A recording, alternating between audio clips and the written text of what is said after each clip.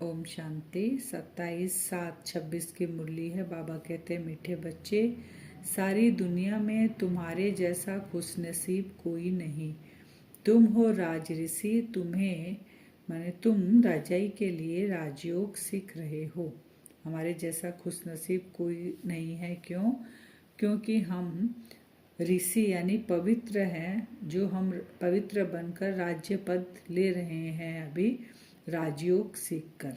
इसलिए बाबा हमको खुशनसीब कहते हैं, राज ऋषि कहते हैं और राजयोगी हैं हम। प्रश्न, निराकार बाप में कौन से संस्कार है जो संगम पर तुम बच्चे भी धारण करते हो? निराकार बाप में ज्ञान के संस्कार है। वह तुम्हें ज्ञान सुनाकर पतित से पावन बना देते हैं, इसलिए उन्हें ज्ञान का सागर पतित पावन कहा जाता है। तुम बच्चे भी अभी वो संस्कार धारण करते हो। तुम नशे से कहते हो हमें भगवान पढ़ाते हैं, हम उनसे सुनकर सुनाते हैं। कौन सा संस्कार सेम है बाप और बच्चों का? बाबा ज्ञान का सागर है, पतित पावन है, तो वही संस्कार हम बच्चों में हैं, क्योंकि हम भी वो नॉलेज को धारण करते हैं और दूसरे को सुनाते हैं। हम कहते हैं भगवान आकर हमको पढ़ाते हैं। गीत है, आखिर वह दिन आया आज जिसका इस दिन का हम इंतजार कर रहे थे 63 जन्मों से। ओम शांति। मीठे मीठे रूहानी बच्चों ने यह गीत सुना। यह महिमा किसकी है? एक बाप की है। शिवाय नमः। ऊंचते ऊंच भगवान है ना। बच्चे जानते हैं वह हमारा बाप है, ऐसे नहीं कि हम सभी बाप हैं। बाबा कहते हैं किसका इंतजार कर रहे थे? किस दिन का? शिव बाबा जो ऊंचा से ऊंचा भगवान है, वह आकर हमारे सम्मुख बैठा है और हमें नॉलेज दे रहा है। इस दिन का हम इंतजार कर रहे थे, जाने अनजाने उनको पुकार रहे थे। आज हमारी वो मनोकामना पूर्ण हुई। तो बाबा कहते हैं कि गाया जाता है कि सारी दुनिया ब्रदरहुड है।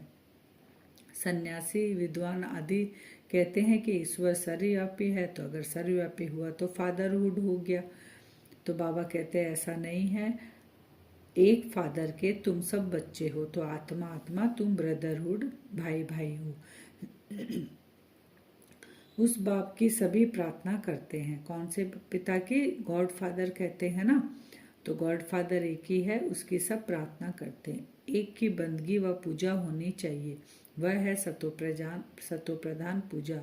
यह भी समझाया है ज्ञान, भक्ति और वैराग्य।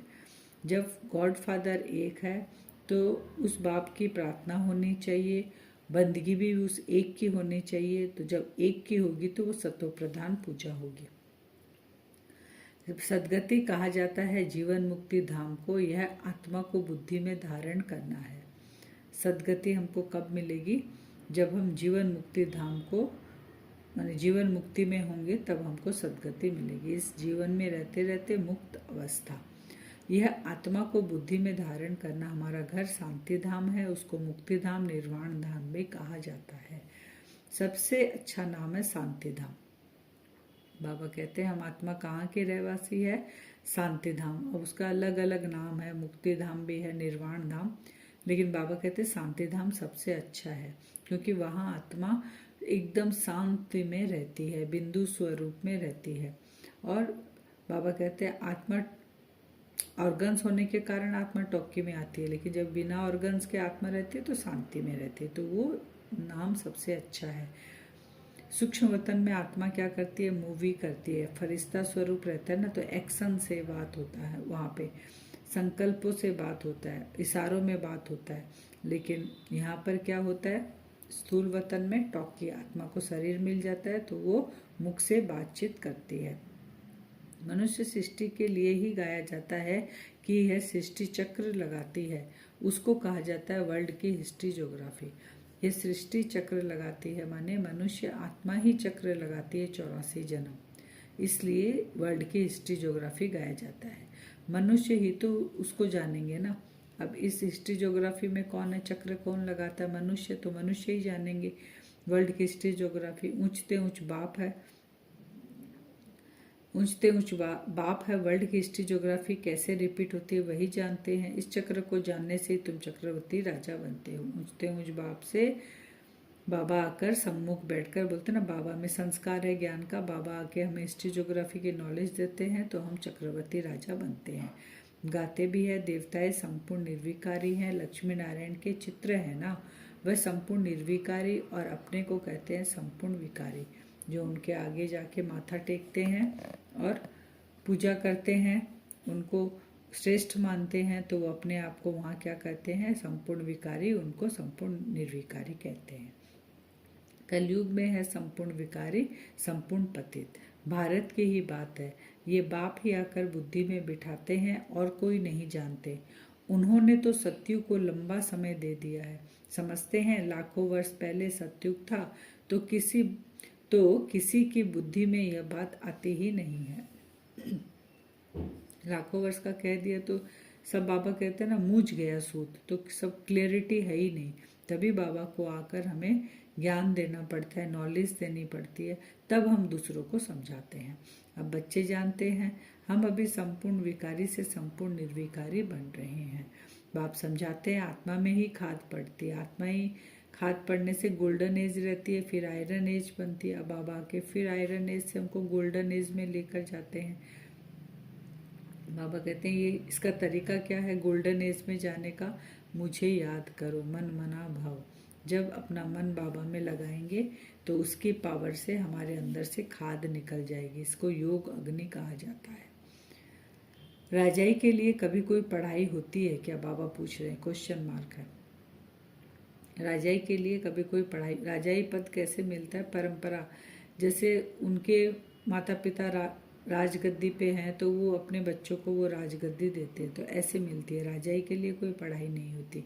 बैरिस्टर बनते हैं, बनाएंगे, परंतु विश्व का महाराजा कौन बनाएगा। बैरिस्टर बनने के लिए पढ़ाई पढ़नी पड़ती है, लेकिन महाराजा बनाने के लिए बाबा कहते हैं कि वो कैसे मिलती है, वो पढ़ाई कौन पढ़ाता है, आज तक हमने नहीं सुना।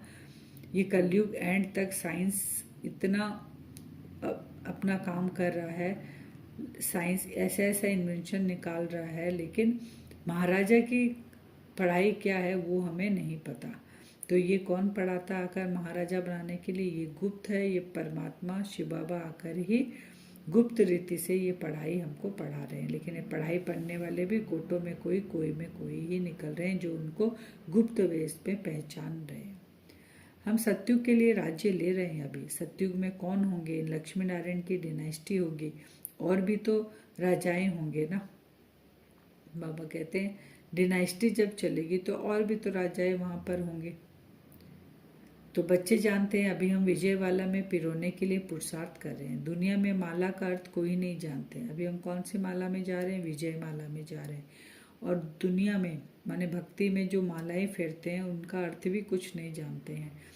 वो राम राम कहते हैं और माला फेरते हैं। और एक फूल होता है, उसको आँख में लगाते हैं, उसके पास में फिर 2 मणके और होते हैं। तो बाबा कहते हैं वो कुछ जानते भी नहीं है। जो फूल होता है वो शिव बाबा है, जो 2 मणके हैं वो ब्रह्मा सरस्वती है, और बाकी हम बच्चे बाबा के नंबरवार पुरुषार्थ अनुसार उस माला में पिरोए जाते हैं। उसी की ही पूजन रूप में, गायन रूप में अभी महिमा होती है माला की। हम आत्माओं की ही महिमा होती है। तो बाबा कहते हैं कि अंदर वो राम राम की धुन भी लगाते हैं, जैसे बाजा बजता है। बहुत प्रैक्टिस करते हैं, यह सब भक्ति मार्ग की बातें हैं। हाँ, बहुत भक्ति करने वाले सिर्फ कोई विकर्म नहीं करेंगे। बहुत भक्ति करने वालों के लिए समझेंगे कि ये सत्यवादी होगा। मंदिर में माला रखी होगी, माला फेरते, मुख से राम राम कहते रहते हैं। लोग समझते हैं भक्ति में पाप नहीं होता, कहते हैं 9 भक्ति से मनुष्य मुक्त हो जाता है, परंतु होता कुछ भी नहीं। बाबा कह रहे हैं भक्ति से ना तो तुमको मुक्ति मिलती है अपने विकर्मों से, ना तुम्हारी खाद निकलती है, और ना तुम सतो प्रधान बनते हो। तो बाबा कहते हैं परंतु होता कुछ भी नहीं, यह एक नाटक है। उसमें सतो प्रधान सतो रजो तमो में सबको आना ही है। भक्ति में भी बाबा कहते हैं अगर बीच में जैसे रजो प्रधान भक्ति है और उसी में ही वो पूजा पाठ कर कर अगर ऊपर चढ़ जाए, यानी वापस वो सतो प्रधान बन जाए, तो ये खेल है ना। तो फिर जब तमो प्रधान तमो बनेंगे नहीं तो बाबा कैसे आएंगे। तो ये खेल है कि नीचे आना ही है, वापिस एक को भी नहीं जाना है। जैसे ऊपर में जगह खाली हो जाती है, वैसे यहाँ भी बहुत जगह खाली हो जाएगी। बाबा कहते ऊपर से परम धाम खाली होकर सब नीचे आ जाएंगे ना, फिर नीचे की जगह भी खाली होगी जब वापस सब ऊपर जाएंगे। तो दिल्ली के आसपास बाबा कहते मीठी नदियों पर राजधानी होती है, समुद्र की तरफ नहीं होती है। राजधानी कहाँ होगी? मीठी नदियों पर। ये बॉम्बे आदि होंगे नहीं, बाबा कहते हैं। कब नहीं होंगे? सतयुग में। वह तो पहले मच्छिम यानी थी, यानी मछली फंसाने वाले वहां रहते थे बॉम्बे में। अभी तो समुद्र को कितना सुखाया है, फिर भी मच्छिम यानी होगी। सतयुग में तो बाबा कहते फिर होगी। सतयुग में तो बॉम्बे होती नहीं। बाबा कहते कलयुग में वहाँ बॉम्बे में कौन रहते थे? पहले जो मछली फंसाते हैं ना, वो लोग वहाँ पे रहते थे। उसके बाद धीरे धीरे उसको सुखाकर अभी घर, बड़े बड़े बाबा कहते मकान आदि बन गए वहाँ पे। सतयुग में तो बॉम्बे होती नहीं है, वहाँ कोई पहाड़ियाँ आदि भी नहीं होती। कहाँ पर? सतयुग में। कहाँ जाने की दरकार ही नहीं होती। यहाँ मनुष्य थकते हैं तो जाते हैं रेस्ट लेने। बाबा कहते पहाड़ों पे क्यों जाते हैं? जब वो अपनी दिनचर्या में थक जाते हैं, परेशान रहते हैं, तो सोचते हैं कुछ टाइम जाकर वहाँ रेस्ट ले। तो बाबा कहते हैं वहाँ सतयुग में तो थकते ही नहीं है, इसलिए पहाड़ों आदि की भी वहाँ जरूरत नहीं है। पहाड़ आदि होते नहीं है, कोई तकलीफ ही नहीं है वहाँ पे। तुम स्वर्गवासी बन जाते हो, रिंचक भी तकलीफ नहीं होती। तो अब बच्चों को बाप की श्रीमत पर चलना है। उस पढ़ाई में बाबा कहते हैं कितनी सब्जेक्ट होती है ना। यहाँ तो एक ही पढ़ाई है, एक ही पॉइंट है, मन मना भाव। उससे ही हमारे पाप नाश होंगे। भगवान वश है, वह समझते हैं गीता भगवान ने द्वापर में सुनाई, परंतु द्वापर में सुनाकर क्या करेंगे? श्री कृष्ण के चित्र में लिखते बहुत अच्छी है, यह लड़ाई तो एक निमित्त है, सब मरेंगे तब तो वापस मुक्ति, जीवन मुक्ति में जाएंगे। बाबा कहते हैं चित्रों के नीचे ऐसे लिखना चाहिए कि यह लड़ाई तो होनी ही है, सब निमित्त बनेंगे और मरेंगे भी सब, तभी तो जाएंगे ना। शरीर छोड़ेंगे तभी तो आत्मा निकल कर जाएगी ना मुक्ति और जीवन मुक्ति में। सो भी सिर्फ लड़ाई में थोड़े ही मरेंगे। बाबा कहते हैं खाली लड़ाई से तो इतनी जनसंख्या है, इतनी पॉपुलेशन है, पूरी पांचों तत्वों सहित तमो प्रधानता बढ़ गई है, तो कैसे होगा ये? तो बाबा कहते हैं अनेक प्रकार की कैलेमिटीज भी होगी, बच्चों को कोई दुख नहीं होना चाहिए। मनुष्य का हार्ट फेल होता है तो उसमें कोई दुख नहीं होता। मौत हो तो ऐसा बैठे बैठे हार्ट फेल हुआ, खलास, जब तक डॉक्टर आए आत्मा निकल जाती है। बाबा कहते हैं बच्चों को कोई भी तकलीफ नहीं होगी, क्योंकि बच्चों को भी शरीर तो छोड़ना ही है, तभी आत्मा जाके पाठ बजाएगी ना सतयुगी दुनिया में, फिर नया शरीर मिलेगा। लेकिन तकलीफ नहीं होगी बच्चों को, क्योंकि जिस समय ये हाहाकार का समय आएगा उस समय आत्मा बाबा की याद में बैठी रहेगी, तो यहाँ का उनको कुछ समझ में ही नहीं आएगा। बाबा उनको उन आत्माओं को अपने में लवलीन कर लेंगे और उनका शरीर छूट जाएगा। इसलिए बाबा हार्ट फेल को अच्छा मानते हैं कि इसमें कोई तकलीफ नहीं होती, झट आत्मा उड़ जाती है इस चोले को छोड़कर।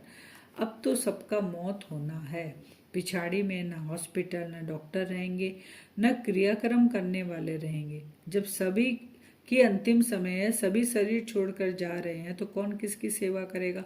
कौन किसको दवाई देगा? कौन किसका क्रियाक्रम करेगा? कुछ भी नहीं होगा, सबके प्राण तन से निकलेंगे। बाबा कहते हैं ना, मच्छरों सदृश मैं आत्माओं को लेकर जाऊंगा, मूसलधार बरसात पड़ेगी, मौत में कोई देर थोड़ी ही लगेगी, झट झट मौत होगी एक साथ। बाबा कहते हैं मच्छरों सदृश का मतलब एक साथ झुंड की झुंड आत्माएं शरीर छोड़ेगी।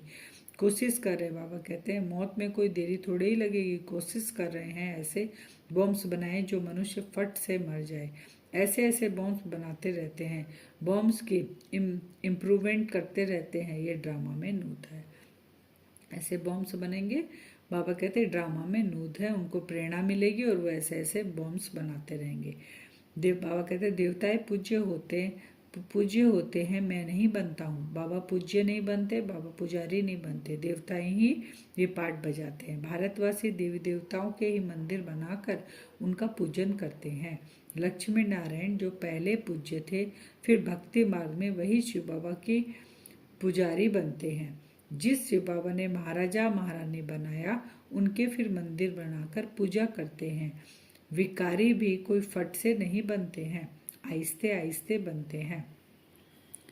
अब महाराज जी, जैसे सतयुग की दुनिया है, महाराजा महारानी है, लक्ष्मी नारायण का राज्य है, डिनाइस्टी चल रही है, तो बाबा कहते हैं जब धीरे धीरे तुम नीचे उतरते हो तो फट से तुम पतित नहीं बनते हो, धीरे धीरे बनते हो। तो द्वापर युग में वही लक्ष्मी नारायण जो है वो पहले महाराजा महारानी थे, अब द्वापर युग में खाली राजा रानी बनेंगे।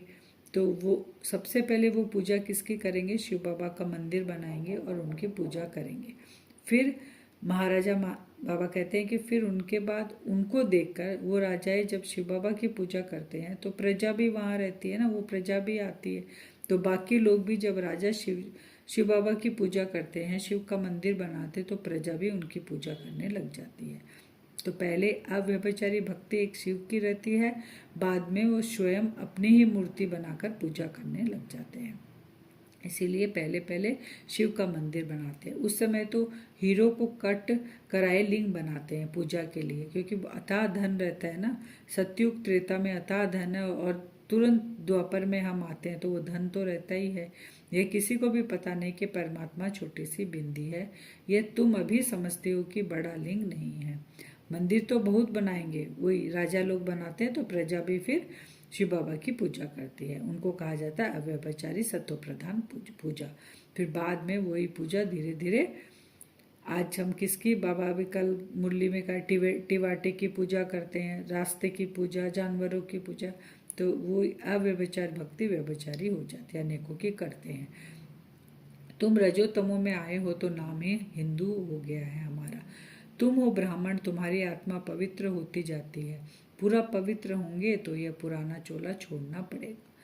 हमारा चोला कब छूटेगा? जब हम पवित्र होंगे तब ये चोला छूट जाएगा। बाप कहते हैं बिल्कुल सहज है, बूढ़ी माताओं को धारणा नहीं होती है। बाप कहते हैं यह तो समझते हो कि हम आत्मा है।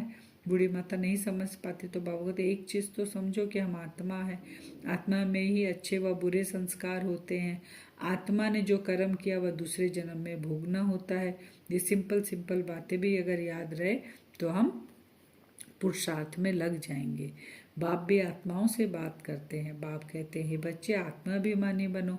निराकार शिव बाबा निराकार आत्माओं को पढ़ाते हैं। निराकार बाबा में ज्ञान के संस्कार है, शरीर तो उनका है नहीं। तो बाबा कहते हैं तुम बच्चों को पावन बनाता हूँ आकर मैं। युक्ति कितनी सहज है, अक्षर एक ही है, मन मना भाव मामे कम याद। इस युक्ति से ही तुम पावन बनोगे और कोई भी तरीका नहीं है, और बाकी जो तरीका वो सब भटकन वाले हैं। आज का वरदान है, अपनी श्रेष्ठ स्थिति द्वारा माया को स्वयं के आगे झुकाने वाले हाईएस्ट पद के अधिकारी भव। स्थिति से माया हमारे सामने आकर झुकेगी। जैसे महान आत्माएं कभी किसी के आगे झुकती नहीं है, उनके आगे सभी झुकते हैं, ऐसे आप बाप की चुनी हुई सर्वश्रेष्ठ आत्माएं कहाँ भी कोई भी परिस्थिति में वह माया के भिन्न भिन्न आकर्षण करने वाले रूपों में अपने को झुका नहीं सकती। जब अभी से सदा झुकाने की स्थिति में स्थित रहेंगे तब हाईएस्ट पद का अधिकारी प्राप्त होगा। ऐसी आत्माओं के आगे सतयुग में प्रजा स्वमान से झुकेगी और द्वापर में आप लोगों के यादगार के आगे भक्त झुकते रहेंगे। अभी हम माया को वश करेंगे, माया हमारे सामने आकर झुकेगी, अपना सिर झुकाएगी, तो बाबा कहते हैं फिर तुम्हारे आगे भक्त झुकेंगे और प्रजा झुकेगी। स्लोगन, कर्म के समय योग का बैलेंस ठीक हो तब कहेंगे कर्मयोगी। कर्म करते रहे हैं, योग नहीं है तो वो बैलेंस सही नहीं है, तो हम कर्मयोगी नहीं है। बैलेंस ठीक है तो हम कर्मयोगी है। अब व्यक्ति सारे ज्वाला स्वरूप स्थिति में रह शक्तिशाली याद का अनुभव करो। कई बच्चे कहते हैं कि जब योग में बैठते हैं तो आत्माभिमानी होने के बदले सेवा याद आती है, लेकिन ऐसा नहीं होना चाहिए, क्योंकि लास्ट समय अगर अशरीरी बनने के बजाय सेवा का भी संकल्प चला तो सेकंड के पेपर में फेल हो जाएंगे। उस समय सिवाय बाप के निराकारी, निर्विकारी, निरहंकारी और कुछ याद नहीं रहे। सेवा में फिर भी साकार में आ जाएंगे। इसलिए जिस समय जो चाहिए वह स्थिति हो, नहीं तो धोखा मिल जाएगा। तो हमें क्या करना है? आत्माभिमानी स्थिति के समय सेवा को याद नहीं करना है। जैसी स्थिति जिस समय जरूरत है उस समय, जिस समय सेवा की जरूरत है उस समय साइलेंस में बैठेंगे तो सेवा कैसे होगी? तो हमको दोनों को देखकर चलना है। तभी हमारी स्थिति पावरफुल होगी। अब हम वरदान से योग करेंगे। अपने आप को देखेंगे भ्रकुटी सिंहासन पर मैं आत्मा चमक रही हूँ।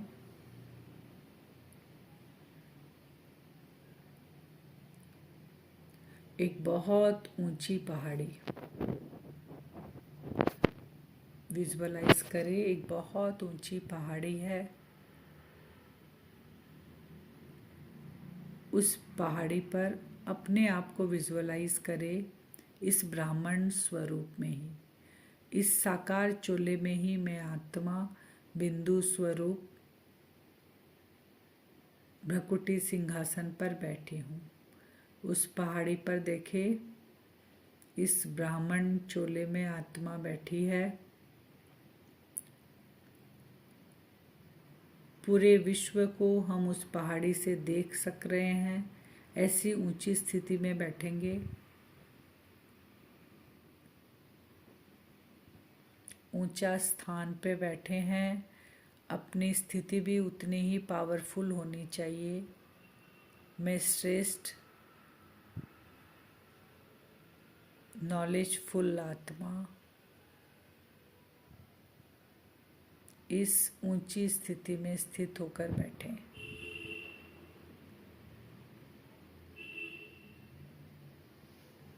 बाबा से, परम धाम से विजुअलाइज करें।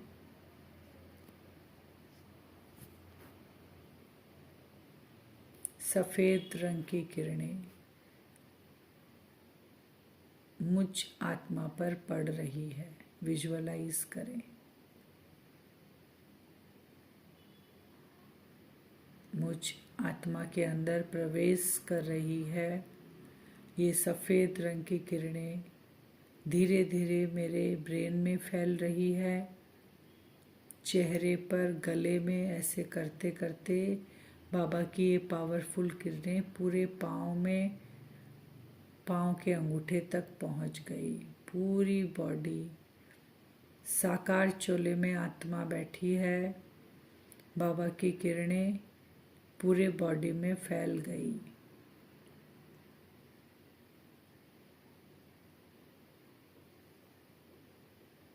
अपनी श्रेष्ठ स्थिति में बैठे रहें। मैं नॉलेजफुल, मास्टर नॉलेजफुल आत्मा, जैसे बाबा नॉलेजफुल है, मैं उनका बच्चा मास्टर नॉलेजफुल हूँ। जो बाबा के संस्कार वो मुझ आत्मा के संस्कार है। संपूर्ण पवित्र आत्मा, सातों गुणों से भरपूर आत्मा। विजुअलाइज करें माया के 5 स्वरूप, मोटे मोटे माया के जो 5 स्वरूप है। 63 जन्म से आत्मा भटक रही थी। इन 5 विकारों के वशीभूत थी।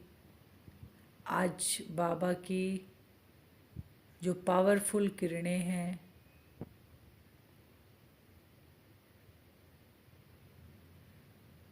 इन किरणों से, पावरफुल किरणों से आज हम ये जो 63 जन्म के पुराने संस्कार थे उनको भस्म करेंगे। विजुअलाइज करें हम बैठे हैं, पूरे बॉडी में बाबा की लाइट फैल रही है और हमारे पाँव के पास एक एक विकार आकर झुक रहे हैं, पाँव के नीचे पड़ रहे हैं। सबसे पहले काम विकार देखें। काम विकार हमारे पाँव के पास आकर पड़ रहा है। उस पावरफुल दृष्टि से उसको जलाकर भस्म करें।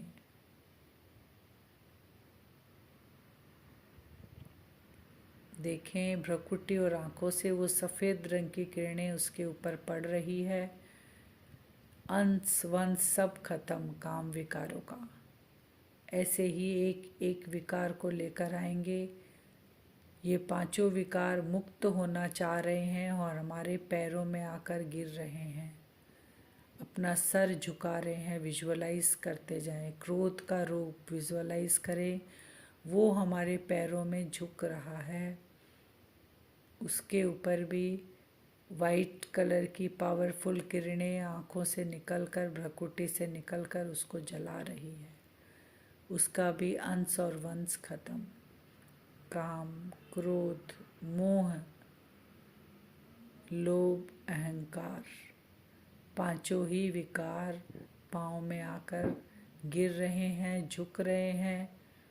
बाबा से कंटिन्यू वो पावरफुल किरणें मुझ आत्मा के अंदर जा रही है। भ्रकुटी में आत्मा बैठी है और आँखों से और भ्रकुटी से किरणें निकलकर पांचों विकारों को भस्म कर दिया, अंश वंश सहित समाप्त। मैं आत्मा श्रेष्ठ स्थिति में स्थित हूँ। मैं ही वो देवकुल की आत्मा हूँ। मैं ही वो राज ऋषि हूँ। मैं ही वो खुश नसीब आत्मा हूँ।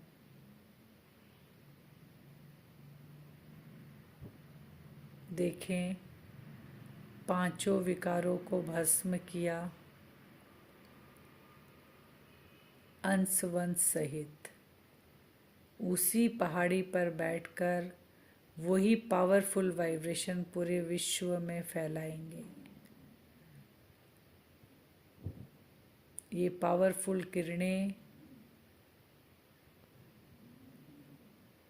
जो आत्माओं को चंगुल में लिए हैं, पांच विकार, उन सब के ऊपर भी पड़ रही है। वो आत्माएं भी इन जंजीरों से मुक्त हो रही हैं। पूरी सृष्टि और आत्माएं सतो प्रधान बनती जा रही है इन विकारों के चंगुल से। उसी स्थान में बैठे रहें, ऊंची स्थिति में, ऊंचे स्थान में बाबा की किरणें पड़ रही है। ऐसा हम आज बार बार करेंगे, वाइब्रेशन फैलाएंगे। ऊंची, जब समय मिलेगा ऊंची पहाड़ी पर जाकर बैठेंगे, स्वयं को ऊंची स्थिति में स्थित करेंगे। ओम शांति।